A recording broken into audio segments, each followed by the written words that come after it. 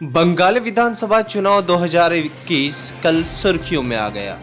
All India मजलिस इत्तेहादुल मुस्लिमीन के राष्ट्रीय अध्यक्ष बैरिस्टर असदुद्दीन ओवैसी अचानक बंगाल तशरीफ लाए और साथ ही साथ बंगाल के मशहूर मौलाना अब्बास सिद्दीकी से मुलाकात कर राजनीतिक माहौल एक बार फिर से गर्म हो गया। हालांकि 2021 में बंगाल विधानसभा चुनाव होना है और बैरिस्टर असदुद्दीन ओवैसी साहब का वहां पर एंट्री होना अचानक सुर्खियों में आ गया है। ऐसा लग रहा है कि इसका बिगुल बज चुका है। आपको हम बता दें कि इस वक्त मजलिस इत्तेहादुल मुस्लिमीन देश के सभी राज्यों में निगाहें हैं, खासतौर पर बंगाल, उत्तर प्रदेश, तमिलनाडु, गुजरात आदि जगहों में अपना संगठन को मजबूत कर रही है। उधर ऑल इंडिया मजलिस इत्तेहादुल मुस्लिमीन के सांसद इम्तियाज जलील इस वक्त गुजरात विधानसभा चुनाव के दौरे पर है। आपको बताते चलें कि मजलिस इत्तेहादुल मुस्लिमीन का गठबंधन होना है और गुजरात में बीटीपी पार्टी से गठबंधन की बात चल रही है। साथ ही साथ वहां पर वारिस पठान और इम्तियाज जलील साहब इस वक्त गुजरात दौरे पर हैं और ऑल इंडिया मजलिस इत्तेहादुल मुस्लिमीन को मजबूत करने के लिए पूरी जिम्मेदारी उन्हें सौंपी गई है। आपको बताते चलें कि वहां पर प्रेस कॉन्फ्रेंस की और साथ ही साथ अपने अंदाज में इम्तियाज जलील ने वहां के लोगों का दिल जीत लिया। खास रिपोर्ट में दिखाएंगे कि इम्तियाज जलील साहब गुजरात के सूरत में प्रेस कॉन्फ्रेंस किए और वहां पर उन्होंने इस मौके पर क्या कहा की।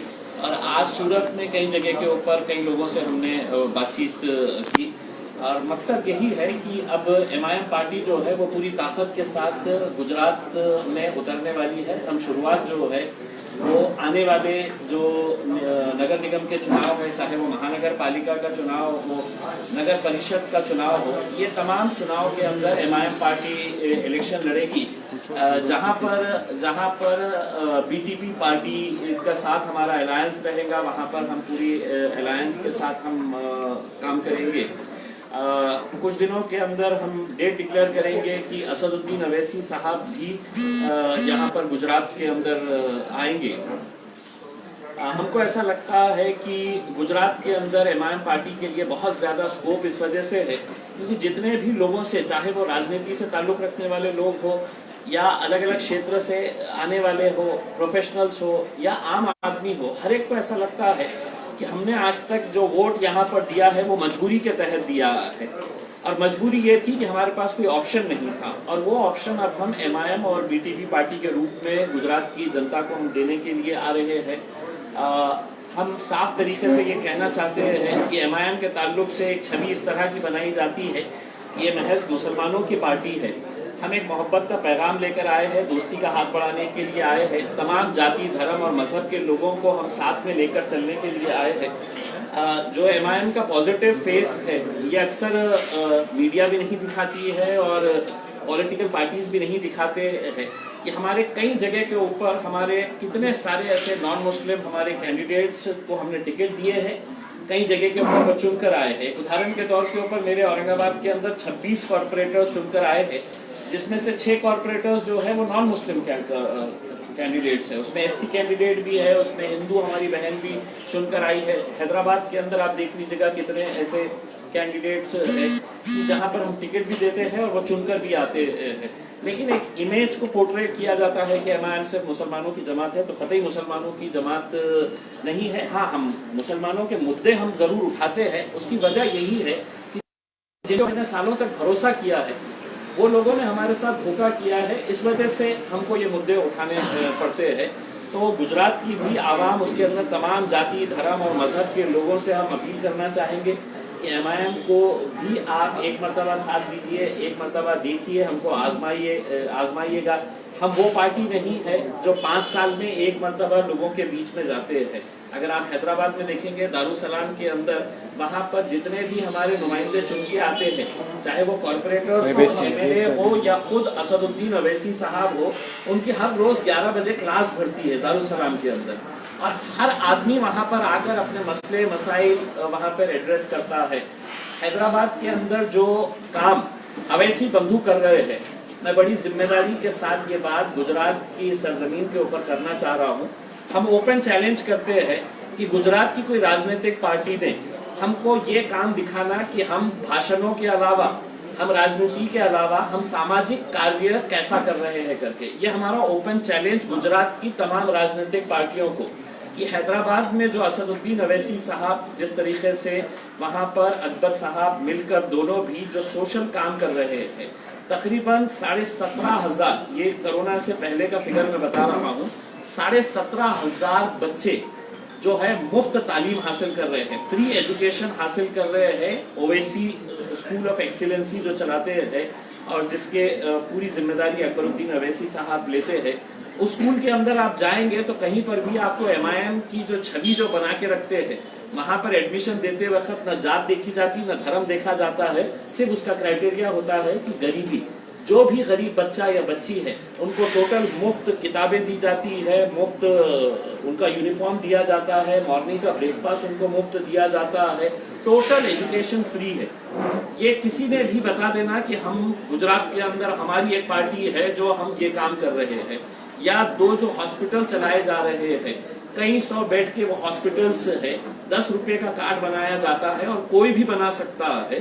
तो 10 रुपए के कार्ड के अंदर 3 महीने की वैलिडिटी के हिसाब से वो 10 रुपए के अंदर जितना भी अपना इलाज करवा सकता है।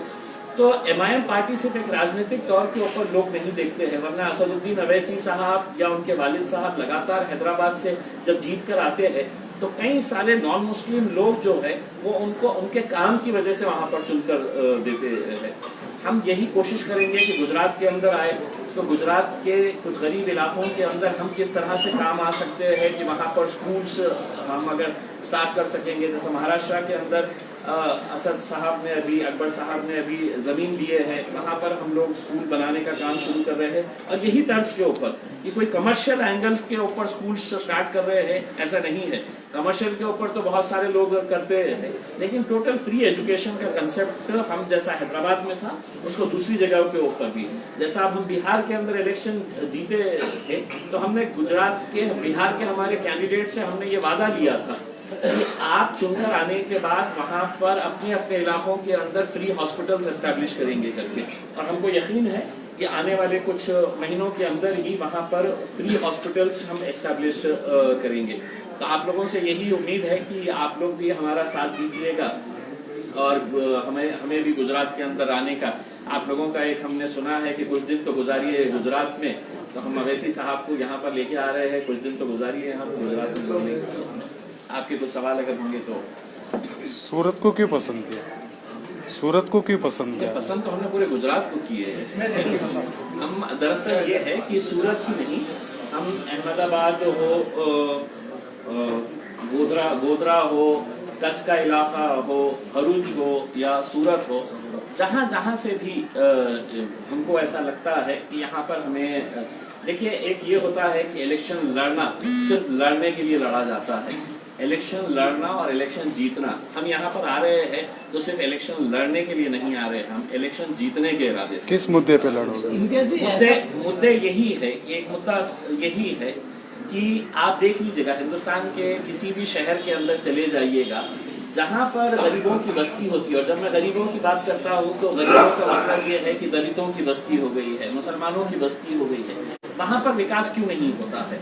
वहाँ पर हम ये मांग करते हैं कि वहाँ पर स्कूल्स एस्टैब्लिश किए जाए, वहाँ पर बच्चियों के लिए कॉलेजेस बनाए जाए, एजुकेशन उनको दिया जाए, लेकिन वहाँ पर आपको सिर्फ गंदगी नज़र आती है।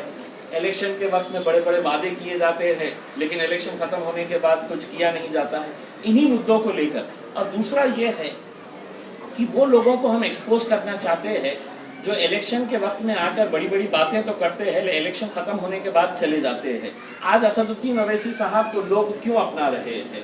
क्या वजह है कि आज BTP पार्टी के छोटू भाई वसावा साहब हमारे साथ आए हैं, बिहार के अंदर बहुजन समाज पार्टी हमारी मायावती बहन हो या जितने भी यादव पार्टीज हमारे साथ जुड़े थे, कहीं ना कहीं ये जो एक मामला था कि नहीं अवैसी साहब के करीब में नहीं जाना, और इसको एक डर बनाया गया था। और विशेषकर इसके लिए कांग्रेस को हम जिम्मेदार देते हैं, क्योंकि जहां पर भी हम गए तो कांग्रेस ने इसी तरह का प्रचार किया, देखिए अब ये आ गए हैं तो अब ये वोट बंटने वाला है, ये वोट काटने के लिए आए हैं, ये किसी का फायदा होगा। हमने इतने सालों तक कहीं पर लड़े ही नहीं थे।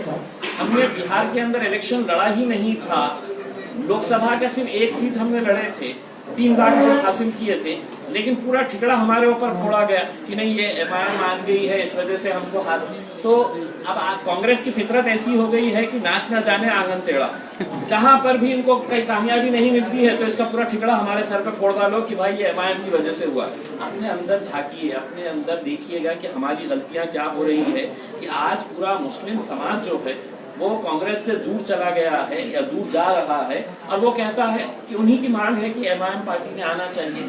दलित समाज के अंदर यही मांग हो रही है कि नहीं हम एमआईएम के साथ जुड़ना चाह रहे हैं। ये जो बदलाव आ रहा है ये अपने अपने तौर के ऊपर राजनीतिक पार्टियों ने सोचना चाहिए। एमआईएम भी एक पार्टी है जिसको अधिकार है कि कहीं पर भी जाए, कहीं पर भी इलेक्शन लड़े।